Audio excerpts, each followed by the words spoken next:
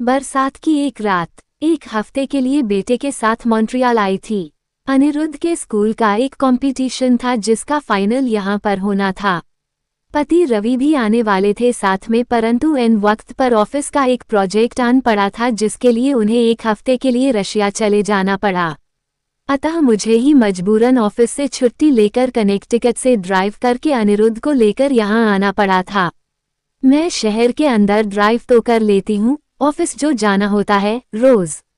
वैसे अमेरिका में ड्राइविंग जाने बिना आप बिल्कुल अपाहिज से महसूस करेंगे, लेकिन लॉन्ग ड्राइव पर अक्सर रवि ही चलाया करते हैं। मॉन्ट्रियल आते समय बेटे अनिरुद्ध के सहपाठी सैमुएल और उसकी मामा लेजली भी साथ आई थी। सैम भी उसकी टीम में था। लेजली के साथ होने से फायदा ये हुआ था कि उसने और हमने आधा आधा ड्राइव कर लिया था, इसलिए बातों बातों में सफर का कुछ पता ही न चल पाया। अक्टूबर का महीना अंत हो रहा था। चारों तरफ बड़ी ही मनोरम हेमंत ऋतु छाई हुई है। यहाँ के लोग इसे फॉल कहा करते हैं। शीत ऋतु के आगमन से पहले वृक्षों के पत्ते झड़ जाने से पहले सुंदर लाल वर्ण धारण कर लेते हैं। कहीं लाल, कहीं पीले और कहीं नारंगी तो कहीं भूरे। पूरे के पूरे पेड़ इस समय इन्हीं रंगों से ढके होते हैं। लाल रंग की ही अधिकता रहती है इनमें। दूर से देखकर ऐसा लगता है कि जैसे वृक्षों ने कोई लाल चादर ओढ़ रखी हो। कनाडा को मैपल पत्ते का देश कहा जाता है, अतः आपको इस समय जगह जगह लाल चादर ओढ़े छोटे बड़े मैपल के पेड़ों के दर्शन हो जाएंगे। कॉम्पिटिशन के बाद हम दोनों माँ बेटे ने ये तय किया कि रोज रोज कनाडा तो आना नहीं होता है। फिर रवि भी इस दिनों घर पर नहीं है, तो क्यों न थोड़ा मॉन्ट्रियल घूम लिया जाए।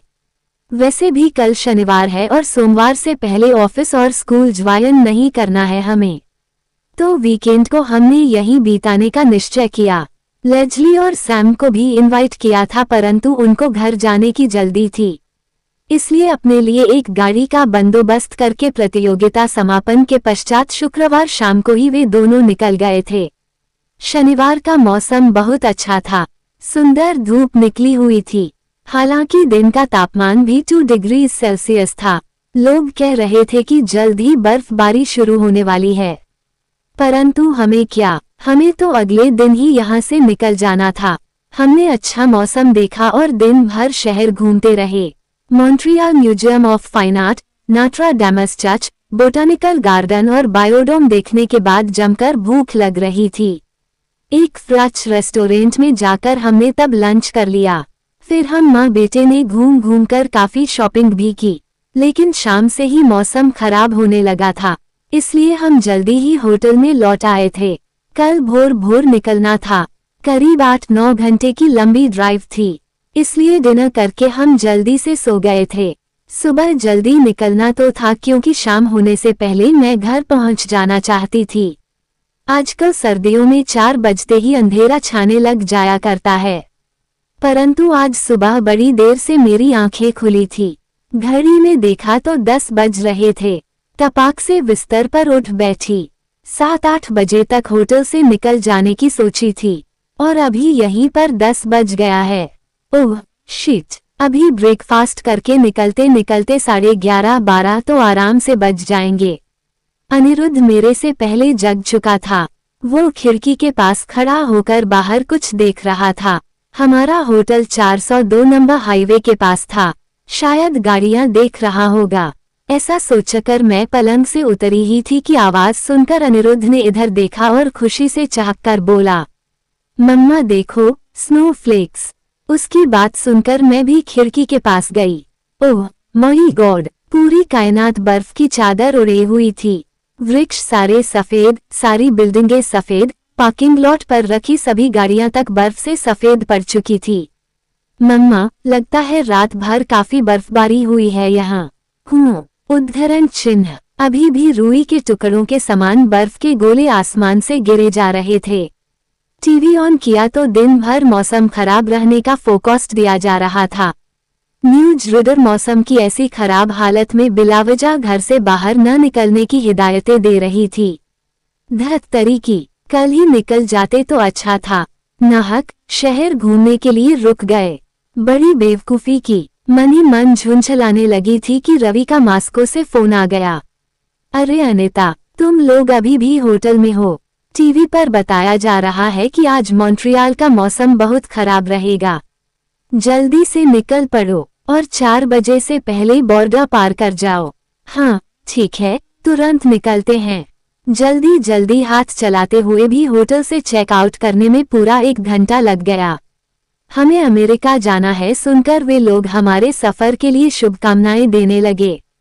पोर्टर ने अनिरुद्ध से कहा, संभल कर जाना बेटा, मौसम आज बहुत ही खराब है। शांत रहना और प्रार्थना करना। सचमुच आज का मौसम बड़ा भयंकर था। होटल छोड़ने के आधे घंटे बाद ही अंधेरा छाने लग गया था। तेज तेज बर्फ के गोले गिर रहे थे। बर्फ के गोले गाड़ी की बिल्कुल समांतराल रेखा में गिरे जा रहे थे, मानो वे पंक्तिबद्ध होकर हमारे आगे आगे चलना चाहते हो। एक हाथ की दूरी पर कुछ भी दिखाई नहीं दे रहा था।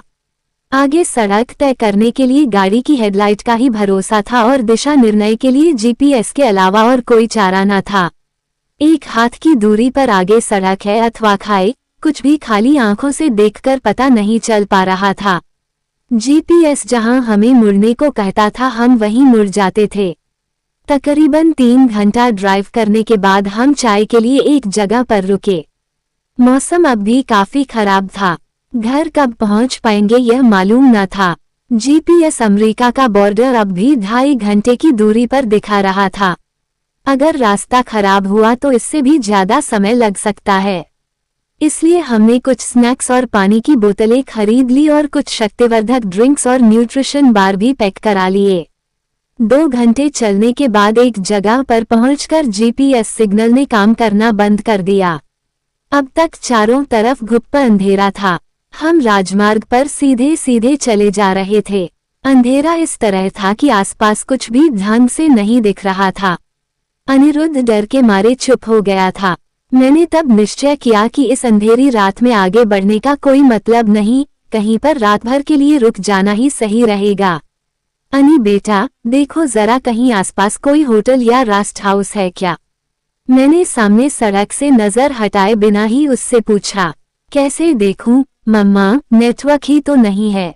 कुछ देर पहले तो तुम कह रहे थे कि रेस्ट हाउस है पास में कोई। याद है कुछ वह कितनी दूर पर था? रोड साइन भी नहीं दिख रहा है कोई। अरे नेटवर्क वापस आ गया।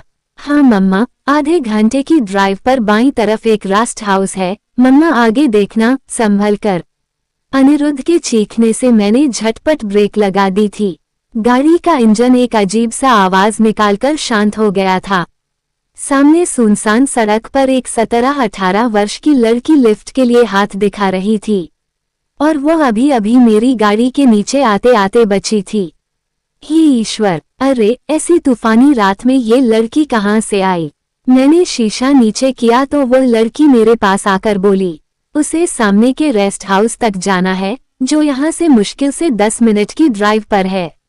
अगर लिफ्ट मिल जाए तो हमेशा वह मेरी शुक्रगुजार रहेगी। मैंने उससे पूछा कि उसके साथ में कौन है। उत्तर में उसने कहा कि वह अकेली ही है। उस रेस्ट हाउस के केयरटेकर की बेटी है, वहीं रहती है। उसने अपना नाम बताया, लिंडा। एक पल के लिए मैं सोचने लगी, क्या पता लड़की सच बोल रही है कि नहीं, कहीं गैंगस्टर हुई तो। फिर भी उस अकेली लड़की को इस तूफानी रात में अकेला छोड़ देना दिल को सही नहीं लगा। रेस्ट हाउस का नाम सुनकर एक आशा जगी कि शायद वहां रात को रुकने को मिल जाए, और मैंने उसे गाड़ी में बिठा लिया। लिंडा ही राह दिखाती हुई रेस्ट हाउस ले चली।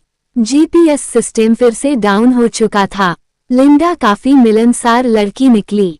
उसने बताया कि वो सुबह सहेली के घर पढ़ाई करने गई थी, परंतु वापस जाते समय उसकी गाड़ी बिगड़ गई, इसलिए उसे सड़क पर ही छोड़कर वह लिफ्ट मांगने के लिए खड़ी थी। हमने थोड़ी दूर पर सड़क के किनारे खड़ी उसकी गाड़ी को भी देखा। तब उस पर से हमारा सारा शक दूर हो गया। लिंडा ने हमसे पूछा कि हमें कहाँ तक जाना है। अमेरिका सुनकर वह बोली कि आज रात को वहां न जाएं, मौसम का और बिगड़ने का अंदेशा है। सच ही कह रही थी वह। अब तक बिजलियां भी कड़कने लग गई थी। बर्फ की बारिश तो सुबह से लगातार हुई जा रही थी।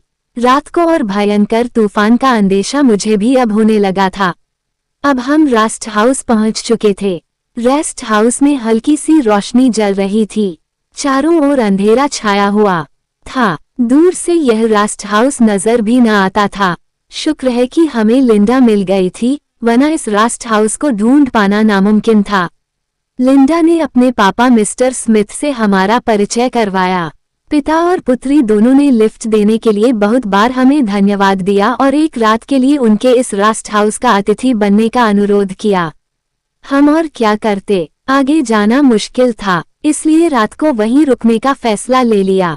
रेस्ट हाउस पुराने जमाने का था, रखरखाव के अभाव में थोड़ा टूट फूट गया था और इस समय पूरा खाली था।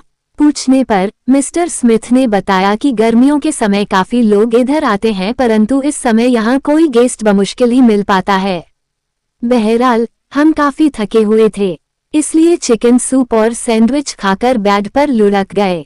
बेड बड़ा आरामदायक था, हालांकि हमारे कमरे में फर्नीचर नामात्र को ही था। एक डबल बेड, कोने में एक क्लोजेट, एक मात्र चेयर और एक छोटा सा तिपाया। मम्मा, लगता है ये कमरा काफी समय से बंद पड़ा था। देखो कुर्सी पर कितनी धूल जमी हुई है। लेटे लेटे अनिरुद्ध ने मुझसे कहा। नींद से मेरी आंखें तब तक बंद होने लगी थी। किसी तरह मैंने उससे कहा, बेटा सो जा, सिर्फ रात भर का ही मामला है, भोर होते ही निकल लेंगे। सुबह जब आंखें खुली तो मौसम साफ हो गया था। सुंदर धूप निकल आई थी, हालांकि तापमान अब भी माइनस पर ही था। बाहर का नजारा देखते ही मन खुशी से झूम उठा। ये रेस्ट हाउस घने जंगल के बीच में था। चारों तरफ प्रकृति अपनी सुंदर छटा बिखेरी हुई थी। नहा धोकर साथ लाए हुए स्नैक्स से ब्रेकफास्ट करके जब हम रवाना होने को तैयार हुए तो पिता पुत्री में से किसी का भी दर्शन न मिला। जीपीएस अब भी नदारद था। हम जल्दी ही इस जंगल से बाहर निकल जाना चाहते थे। हमने उन दोनों को काफी ढूंढा, नाम लेकर भी पुकारा उनको कई बार, पर वे कहीं न मिले। इधर हमें देर हो रही थी, सो हमने उन दोनों के लिए एक थैंक यू नोट लिखा और गाड़ी लेकर निकल पड़े। परंतु किस तरफ जाना था हमें ये पता नहीं चल पा रहा था। रात को तो लिंडा मार्ग बताकर ले आई थी।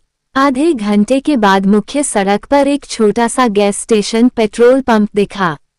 गाड़ी का गैस भी कम हो चुका था, सो वहां रुककर गैस भरने के बाद जब हमने दुकानदार को पैसा थमाते हुए दिशा निर्देश पूछा तो बातों बातों में दुकानदार पूछ बैठा कि हम यहाँ कहाँ आए थे। रेस्ट हाउस सुनकर वह पूरे 1 मिनट तक हमें देखता रहा, फिर हमारे हाथों में चेंज के पैसे देता हुआ बोला, दैट हाउस इज हॉन्टेड। वह भूतिया बंगला है। वर्षों बाद आज भी जब बरसात की उस रात को याद करती हूँ तो मेरे रोंगटे खड़े हो जाते हैं। कैसे उस लड़की या भूत ने उस भयंकर तूफानी रात को हमारी जान बचाई थी, हमें रात भर के लिए शरण दिलाई थी। भूत प्रेत पर विश्वास न होते हुए भी उस घटना को मैं आजीवन भूल नहीं पाऊंगी।